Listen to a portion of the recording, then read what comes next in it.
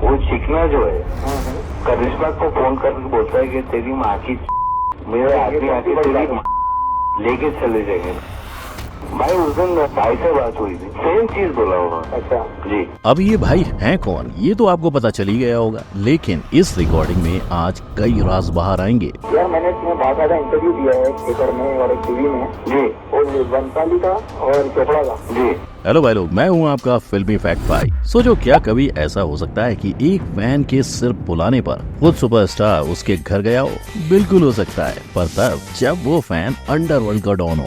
90s के दशक बोले तो बॉलीवुड पर अंडरवर्ल्ड का साया, लेकिन क्या अभी तक ये साया बॉलीवुड में बरकरार है? अगर नहीं तो बॉलीवुड के फेमस कपल दीपवीर आखिर दाऊद इब्राहिम के साथ कैसे, और अगर अभी भी अंडरवर्ल्ड बॉलीवुड कंट्रोल कर रहा है तो कैसे? आइए जानते हैं। Number 1, once upon a time. साल 2013 अक्षय कुमार बिना बताए घर से भागते भागते निकले, बिना ड्राइवर गाड़ी स्टार्ट की और फुल स्पीड पहुंचे पुलिस स्टेशन। वजह अंडरवर्ल्ड से धमकी। ऐसा एक बार होता तो ठीक, पर ये किस्सा बार बार होने लगा। पिछले 2 महीनों में 3 धमकियां। अक्षय पर फुल ऑन टेंशन, घर से निकलना ना के बराबर। लेकिन फिर पुलिस की 24/7 सिक्योरिटी और मामला रफा दफा। ये किस्सा अक्षय ने बताया एक फिल्म प्रमोशन के दौरान। उस फिल्म का नाम था वंस अपॉन अ टाइम दोबारा, जिसमें अक्षय कर रहे थे दाऊद इब्राहिम का रोल। अब सवाल ये उठता है कि क्या ये एक फिल्म प्रमोशन था या सच में अक्षय पाजी इतने बहादुर हैं? क्योंकि जब ऐसी ही धमकी सुनील अन्ना को मिली थी तो उन्होंने जवाब देते हुए कहा, तेरे कुत्ते के करके तेरी पोती को खिला देंगे। Number 2, my name is Khan. Shahrukh Khan को यूएस के एयरपोर्ट में रोका गया, वो भी एक नहीं 2 बार। वजह शाहरुख और अंडरवर्ल्ड डॉन का गहरा रिश्ता। अब ये बात सच है कि झूठ, जानने के लिए आपको शाहरुख के 2 किस्सों को गौर से सुनना होगा। पहला किस्सा धमकियों का। अंडरवर्ल्ड अपने काले धन को सफेद करने अपना पैसा कई बार मूवीज में लगाता था। तभी 90s के दशक में ऐसा ही ऑफर शाहरुख खान को भी आया, मगर एसआरके को लाख बनाने पर भी जब सुपरस्टार ने हाँ नहीं की तब उन्हें धमकियां मिलनी शुरू हो गयी। इन धमकियों के पीछे एक नहीं दुनिया के 3 मोस्ट वांटेड गैंगस्टर थे, अबू सलेम, छोटा राजन और छोटा शकील। लेकिन फिर भी बिना डरे शाहरुख सबसे बात करते रहे। मगर देखते ही देखते चीज अब शाहरुख के जान पर आने लगी थी। आर या पार वाली स्थिति में शाहरुख ने निडरता से कह दिया कि गोली मारनी है तो मार दो, पर मैं तुम्हारे लिए काम नहीं करूंगा, मैं पठान हूँ। अगर इस पठान पे आपको गर्व हो रहा है तो रुक जाइए। अब आता है दूसरा किस्सा। 2023 की पठान फिल्म चाहे लोगों के बीच खूब चली हो, लेकिन उसके पीछे का कारण दाऊद इब्राहिम। कहा जाता है कि दाऊद की दूसरी बीवी एक पठान है और उसे इम्प्रेस करने के लिए दाऊद ने एसआरके को अपनी फिल्म का नाम पठान रखने को कहा। अब ये सच है या झूठ, आप खुद ही तय कीजिए। नंबर 3, भाईजान को कोई समझ नहीं सकता। काले हिरन की मौत तो जग जाहिर है, पर उस हिरन को मारने के लिए लगी 0.22 राइफल और पिस्टल का क्या?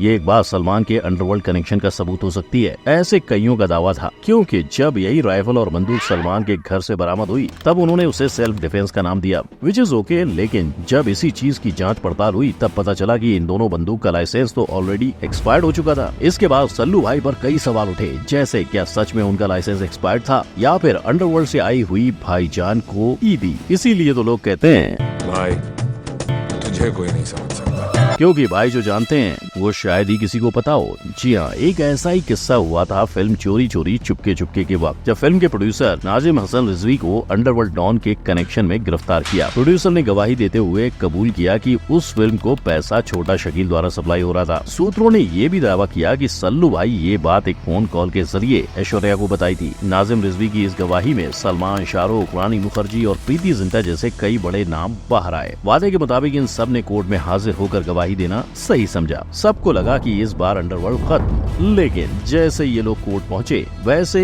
एक एक करके सब ने अपना बयान बदल दिया, जिसका मेन रीजन था डेथ थ्रेट। लेकिन भाई लोग, इन सब में प्रीति जिंटा बहादुर निकली। वो ना तो इन थ्रेट से डरी और ना ही उसने अपना बयान बदला। ऐसी साहसी औरत को फैक्ट भाई की तरफ से एक सलाम तो बनता है। नंबर 4, बाबा का पर्दाफाश। मैं यही कहना चाहता हूँ कि मैं में नहीं हूँ। और ये बात तो हम सब जानते ही हैं, लेकिन सोचने वाली बात तो ये है कि जहां 90s के दशक में हर दूसरा स्टार अंडरवर्ल्ड से जुड़ा था, क्यों सिर्फ संजय दत्त उनमें से जेल गए? इस चीज का खुलासा करने हमें 1993 में हुए बॉम्ब ब्लास्ट को समझना होगा। उस दौरान जैसे बाकी एक्टर्स डी कंपनी के करीब थे, वैसे ही संजय दत्त भी। लेकिन मामला तब गर्म हुआ जब संजू ने गैंगस्टर अबू सलेम और रियाज सिद्दीकी को आर्म्स सप्लाई करने में मदद की। हालांकि संजू की इस कहानी को तो आज पूरा भारत जानता है, जिसके लिए संजू का बस इतना ही दावा है कि वो किसी और कनेक्शन में डी कंपनी से नहीं जुड़े थे, मगर ये सरासर झूठ है। संजू ने एक बार छोटा शकील को लाइव कॉल पे सुपारी दे डाली थी। मंगी के सिवा मैंने किसी से बात ही नहीं की।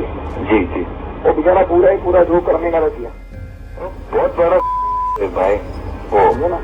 हाँ, अरे वो तो अभी निकल भी नहीं रहा है। इस लीक कन्वर्सेशन में आप सुन सकते हो कि कैसे करिश्मा को परेशान करने वाले डॉन को संजू ने बुरा भला कह डाला। इनफैक्ट कई लोगों का मानना है कि जिस इंसान की संजू बात कर रहे थे वो और कोई नहीं पर गोविंदा थे। आप चाहे बाबा अपने ऊपर सभी इल्जामों को गलत मानते हो, पर आज सारे सबूत फैक्ट भाई ने आपके सामने रख दिए। आपको क्या लगता है, क्या संजू अभी टी कंपनी के कांटेक्ट में होंगे? नंबर 5, दोस्ती या फिर दुश्मनी। सुबह उठो, चाय पियो और कंट्रोवर्सी में फंस जाओ। शायद ऐसे ही कुछ दिनचर्या बॉलीवुड के जाने माने डायरेक्टर महेश भट्ट की होगी। हालांकि जब उन्हें पूछा गया कि क्या बॉलीवुड डी कंपनी से पैसे ऐंठता है तो उन्होंने गुस्से में आकर बात को नकार दिया। एक झूठ को आप 10 मरतबा बोलेंगे तो आपको लगता है कि ये सच है। लेकिन उनके बेटे का क्या? जब मुंबई में 26/11 के अटैक हुए तब राहुल भट्ट उस अटैक के मास्टरमाइंड डेविड हेडली के दोस्त बने थे। इनफैक्ट डेविड की राहुल से इतनी गहरी दोस्ती थी कि उसने राहुल को 26 तारीख को साउथ मुंबई आने से मना किया। और तो और डेविड ये भी प्लान कर रहे थे कि आगे चल के राहुल भट्ट भी एक ISI का एजेंट बन जाए, यानी अंडरवर्ल्ड से दोस्ती पड़ेगी भारी। वैसे दुश्मनी भी कुछ खास ठीक नहीं होती। ये सबक राकेश रोशन काफी अच्छे से सीख गए होंगे। जब उनकी मूवी कहो ना प्यार है हिट हुई तब जाने माने अंडरवर्ल्ड डॉन ने राकेश से फिरौती के पैसे मांगे और जब राकेश ने पैसे देने से इनकार किया तब उन पर गोलियों से हमला किया गया। My father's hit big time, successful, money's gonna come in, so they wanted money, didn't pay, we shot him. मगर मानना पड़ेगा बॉस, इसके बावजूद राकेश रोशन किसी भी टी कंपनी डॉन के सामने नहीं झुके। नंबर 6, एक अधूरी कहानी। प्यार का पहला खत लिखने में वक्त तो लगता है, नए परिंदों को उड़ने में वक्त तो लगता है, और उन परिंदों को वक्त ना लगे इसलिए अंडरवर्ल्ड के डॉन एक्ट्रेस की फिल्में प्रोड्यूस किया करते थे। हो सकता है ये सुनकर आपको लगे कि उनका संबंध सिर्फ पैसों तक ही सीमित होगा, लेकिन ये इश्क है जनाब, ये गुंडागर्दी नहीं देखता। इसीलिए एक जमाने में धक धक गर्ल माधुरी और दाऊद की प्रेम कहानी काफी सुर्खियों में छाई थी। हालांकि ये एक तरफा प्यार था जो कि दाऊद माधुरी से करते थे। इस सिलसिले में दाऊद ने कई बार माधुरी को दुबई आने का न्योता तक दिया था, लेकिन माधुरी अपनी नाव पे टिकी रही और एक्ट्रेस की इमेज को भी नुकसान नहीं पहुंचा। लेकिन ऐसा मंदाकिनी के साथ नहीं हुआ। जब एक्ट्रेस दाऊद के साथ कई फोटोज में नजर आने लगी तो बॉलीवुड ने मंदाकिनी को काम देना बंद कर दिया। लेकिन जहां मंदाकिनी को दाऊद के साथ दिखने पर काम मिलना बंद हो गया, वहीं सोनाली बेंद्रे को अंडरवर्ल्ड की फिल्में ना करने की वजह से, मतलब हाँ करो या ना करो, भुगतना सबको ही है। नंबर 7, तब से अब तक। अगर आपको लगता है कि बॉलीवुड में अंडरवर्ल्ड की नो एंट्री है तो रुक जाओ। रणवीर सिंह और दीपिका पादुकोण अपनी मूवी के प्रमोशन के वक्त दाऊद के साथ नजर आए थे। अब उस तस्वीर का खुलासा हो उससे पहले आपका जानना जरूरी है कि आखिर कैसे अंडरवर्ल्ड बॉलीवुड को कंट्रोल करता है।